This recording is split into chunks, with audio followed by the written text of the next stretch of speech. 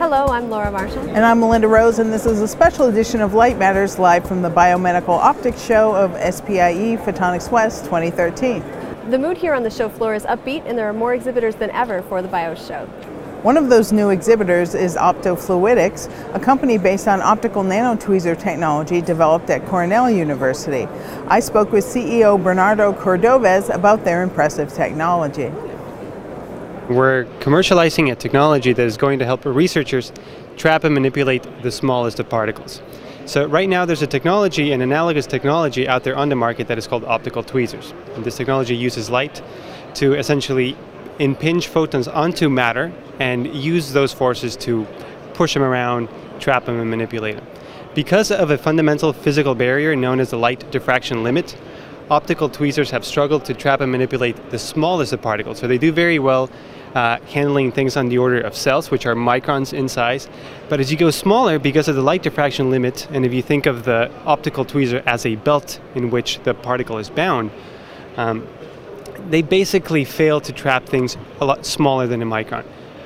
We use integrated chip technologies. We use photonics, and particularly photonic crystals. And by making very bright spots of light, or essentially more technically making larger gradients, we can trap some of the very smallest particles out there, including very small proteins that are about 5 nanometers in diameter.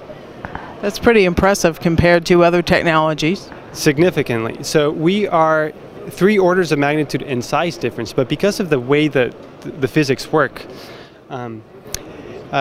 typically the easiness of trapping is dictated by the volume of a particle, or essentially its characteristic dimension to r cubed. Something scales with r cubed. So to trap something that is 10 times smaller is 1,000 times more difficult. So we're essentially beating the state of the art by at least 3 orders of magnitude. So Bernardo, why don't you tell us a little bit about why you have the Enterprise here? Yeah, I'd be happy to. So a lot of people who go to optics shows are Trekkies, and what they'll remember is that the Starship Enterprise was able to launch these tractor beams to trap enemy ships. Now, our concept is very, very, very similar, but instead of trapping enemy ships, Melinda, we can trap some of the smallest particles. So it's analogous in that we can use optical forces to trap very small, to trap objects, but we just don't quite make it to the enemy ships. We just trap very, very small things. Wow, 5 nanometers, that's impressive. Yes, but I have to confess that what got me to stop at their booth was seeing the Enterprise and the fake tractor beam that they set up. Yeah, I don't think I could have resisted that either. For my part, I spoke with Jean-Michel at Vitran about their latest and greatest fiber splicers for various applications, including endoscopy and microscopy. We're actually making capital equipment that do fiber terminations for a number of medical device applications, such as therapeutic, but also in imaging like OCT. And what makes them different from other similar products on the market? What's very different is they are very precise. When actually looking for a fiber lens or fiber probes for OCT, you have to cleave the fiber, you have to very precisely measure them with tolerances in a few microns. And we have equipment which has the capability of splicing with very low loss, high strength, but also very precisely in fiber detonation. So we enable customers to shape the beams the way they want in a very precise way. And what exact applications are these for? So the applications are shown actually on this poster here. We can do catheter for endoscopes. This is used in primarily imaging for things like OCT, for instance. We are able to actually splice different kind of fibers, like here, green fibers, or all kinds of fibers, multi-mode fibers, single-mode fibers. For catheter and endoscopes, we have probe deliveries. This is also for imaging, but also for application in dermatology, applications in dentistry, or in OCT for high. So it's internal to the body or external to the body. And lastly, we also have the ability to cleave and splice image guides, going away from a traditional polishing, which is very long, and making in a fraction of a second the assembly. For all the applications described to you earlier, primarily we have cleavers. We have a cleaver here. This is actually a cleaver which is also cleaving inside the connector, which is very interesting. Splices, an equipment like this will do a few splices, a few thousand of splices or 10,000 splices per year, and we'll do all the splices you've seen in those applications. We also have equipment for recorders. When we go to manufacturing, we have customers today in 100,000 OCT probes per year. Then we go to very large equipment, fully automated, which is also on the booth on the other side. Thank you. I had the opportunity to revisit a past Prism Award winner, GenLab. They won a couple of years ago, and see how they are doing with their winning product, the MPT Flex. Here's CEO Karsten Koenig, who also chairs the conference on multiphoton imaging here at BIOS. Yeah, we were very happy to win this award, and we developed it further. We have now a system running in California, one in Japan. We work with big companies like Procter & Gamble now on the system. And we just entered now a nice project with the European Space Agency. So we can measure now even on astronauts before they go to the space lab and they come back after 6 months. The skin sometimes get damaged, and we will check this and try to improve the conditions. And are you using the MPT Flex for that, or a different product? Yeah, we just measured last week our first astronaut, prime crew member, and we look for the skin, we take optical biopsies of them, and then before and after the mission we take images. And you're also a conference chair here at the BIOS show. Why don't you tell us about the conference that you're chairing and the kinds of talks that are going on? Yeah, I chair a conference called multiphoton microscopy or two-photon microscopy.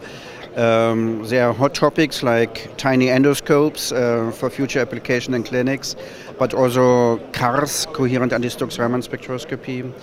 Yeah, and we are quite happy that we also develop things for that. So we have now an add-on tool. It's a tiny micro endoscope, and we can just attach it to our tomograph.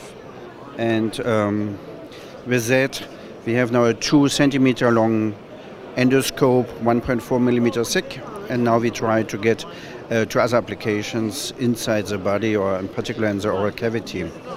Another is CARS, that we try to measure now also lipids, water, and a variety of chemicals and pharmaceuticals in the human body, and we have big projects now with hospitals in Berlin, London, Paris in particular. Imaging astronauts, that's pretty cool.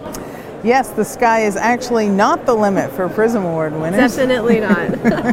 I spoke with another winner. PDLD won last year, and when I spoke with Bob Struthers yesterday, he said it's had a big effect on business since then. We chatted about the awards and about PDLD's new compact green laser. PDLD is launching the GB530 green laser module. This is unique in that it's a very compact, completely turnkey system, only requires a DC supply, puts out 530 nanometers of green light into a polarization maintaining fiber.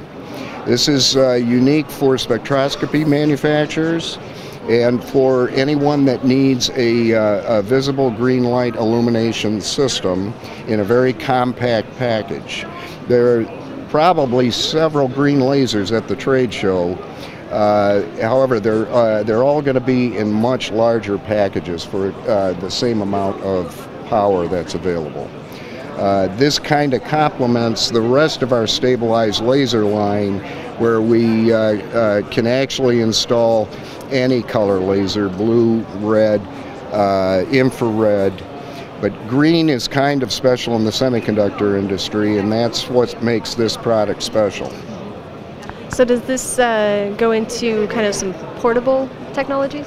It can be used in at least smaller form factor spectrometer systems than most companies can make now. Because it's not very power hungry, it even conceivably could run on battery sources. Last year you were the Prism Award winners. How have things changed since then?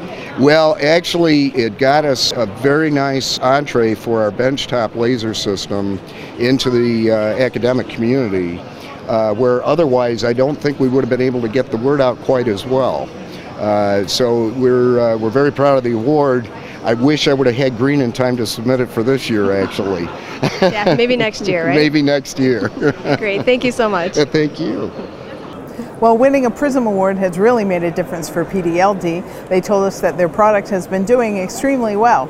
We're shooting videos with all the finalists this year, and we'll post them on Photonics.com in the weeks to come. And we'll be reporting from Photonics West on next week's edition of Light Matters, and by then we'll know who the Prism Award winners are for this year, and we'll let you know. Until then, that's it for this edition of Light Matters, Photonics Media's weekly newscast. Write to us at lightmatters@photonics.com. Thanks for watching, and we'll see you next week.